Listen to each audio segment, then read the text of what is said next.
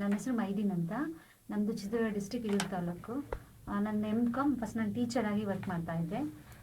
ಈಗ small entrepreneur ಆಗಿ ನಂದು ಓನ್ ಕಂಪನಿ ಇದೆ ಈಗ. ಅದು ಮಲ್ಟಿಗ್ರೇನ್ ರಾಗಿ ಆಟ, HPG ಫುಡ್ ಪ್ರಾಡಕ್ಟ್ಸಿಂದ ಮಲ್ಟಿಗ್ರೇನ್ ರಾಗಿ ಆಟ ಅಂತ.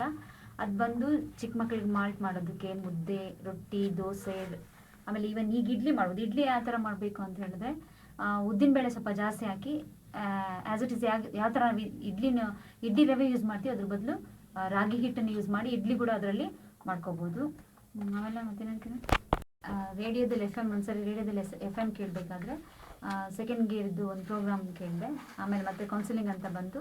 ನಾನು ಇದು ಜಾಯಿನ್ ಆದಮೇಲೆ ನನಗೆ 2 ಇಯರ್ಸಲ್ಲಿ ಮಾಡೋ MBA ಏನು 2 ಇಯರ್ಸಲ್ಲಿ ನಾವು MBA ಮಾಡ್ತೀವಿ, ಅದು 2.5 ಮಂತ್ಸಲ್ಲಿ ಆ ಬೇಸಿಕ್ ಥಾಟ್ಸ್ ಏನಿರುತ್ತೆ, ಬೇಸಿಕ್ ಏನಿದಿರುತ್ತೆ ಅದು 2.5 ಅಲ್ಲಿ ನಾನು ಕಲಿತೆ. ಲೈಕ್ ಮಾರ್ಕೆಟಿಂಗ್ ಸ್ಟ್ರಾಟಜೀಸ್ ಆಗಿರ್ಬೋದು, ಫೈನಾನ್ಷಿಯಲ್ ಸ್ಟ್ರಾಟಜೀಸ್ ಆಗಿರ್ಬೋದು, 12/12 ಸೂತ್ರಾಸ್ ಆಗಿರ್ಬೋದು, ಅದೇ ಯಾವ ಥರ ಮಾಡಬೇಕು ಅಂತೇಳಿ ನನಗೆ ಇದರಿಂದ ನನಗೆ ಗೊತ್ತಾಯಿತು.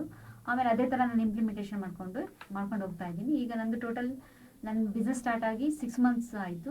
ಈಗ ಒಂದು 8,000 kgs ಮಲ್ಟಿಗ್ರೇನ್ ರಾಗಿ ಆಟ ಸೇಲ್ ಮಾಡಿದೆ. ನನಗೆ ಫಸ್ಟ್ ಕನ್ಫ್ಯೂಷನ್ ಇತ್ತು, ಏನು ಮಾಡಬೇಕು ಏನಿದು ಅಂತೇಳಿ. ಇಲ್ಲಿ ಬಂದಾಗ ನನಗೊಂದು ಪರ್ಟಿಕ್ಯುಲರ್ಗೆ ಏನು ಮಾಡಬೇಕು ಅಂತ ಗೊತ್ತಾಯಿತು ನನಗೆ. ಸೊ ಹಂಗಾಗಿ ನಾನು ಇದೇ ಮಾಡಬೇಕು ಅಂತ ನನಗೊಂದು ಗುರಿ ಸಿಕ್ತು. ಸೊ ಅದೇ ಥರ ನಾನು ಕಂಟಿನ್ಯೂ ಮಾಡ್ಕೊಂಡು ಹೋದೆ. ನಂತರ ಈ ಥರ ಕನ್ಫ್ಯೂಷನ್ಸ್ ಏನಾದರೂ ಇದ್ದರೆ ಡೆಫಿನೆಟಾಗಿ ಸೆಕೆಂಡ್ ಗೇರಿಂದ ನಮಗೆ ತುಂಬಾ ಹೆಲ್ಪ್ ಮಾಡ್ಕೊತಾ ಇದ್ದೀವಿ. ಸೊ ಆ ಇಂಪ್ಲಿಮೆಂಟೇಷನ್ಸ್ ಏನಿರುತ್ತೆ ಅದನ್ನು ಅವ್ರು ಹೇಳಿದ್ದನ್ನು ನಾವು ಮಾಡ್ಕೊಂಡು ಹೋಗಿದ್ದೀವಿ ಅಂದರೆ ಆ ಸೂತ್ರಸಿಂದನೂ ಕೂಡ ನನಗೆ ತುಂಬ ಹೆಲ್ಪ್ ಆಗುತ್ತೆ. ಇದೇ ಥರ ನಂತರ ಎಷ್ಟೊಂದು ಜನ ಕನ್ಫ್ಯೂಷನಲ್ಲಿ ಇರ್ತಾರೆ, ಏನು ಮಾಡಬೇಕು ಏನು ಬಿಡಬೇಕು, ಎಲ್ಲ ಕ್ವಾಲಿಫಿಕೇಷನ್ಸ್ ಇದ್ರೂ ಸಮ್ಟೈಮ್ಸ್ ಒಂಥರ ಗೊಂದಲದಲ್ಲಿರ್ತೀವಿ, ಏನು ಮಾಡಬೇಕು, ಏನು ಮಾಡೋಕ್ಕಾಗಿರಲ್ಲ, ಸುಮ್ಮನೆ ಇರ್ತೀವಿ ಒಂದೊಂದ್ಸರಿ.